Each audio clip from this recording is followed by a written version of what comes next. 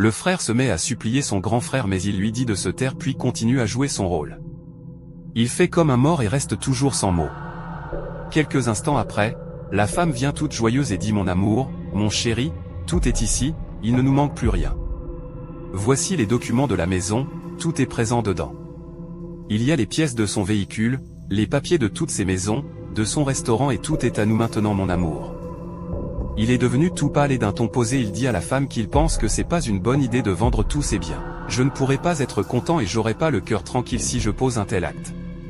Ton mari est mon frère et ça serait une malédiction qui me suivra toute ma vie.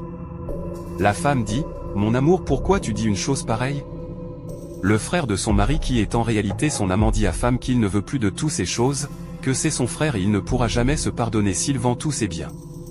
En ce moment, son mari a ouvert ses yeux et observe toute leur conversation. La femme dit à son amant qu'il n'y aura aucun problème, qu'elle va s'en charger de tout ça, elle-même. Le mari est là, juste à côté d'eux et entend tout ce qu'elle raconte. Elle ne sait pas que son mari est toujours en vie.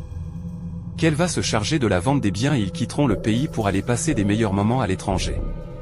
Son amant refuse mais elle le convainc que tout ira bien, de ne pas avoir peur qu'elle va tout gérer et tout va bien se passer. Il refuse et dit qu'il ne veut plus de ses papiers, qu'il veut avoir la paix durant sa vie. Elle dit qu'elle a tué son mari pour lui, pour qu'il vive une meilleure vie. Soudainement, le mari ouvre ses yeux et lui dit « Je ne suis pas mort, je suis bien vivant. » Veux-tu découvrir la suite de l'histoire? Mets suite en commentaire et surtout abonne-toi à notre chaîne YouTube.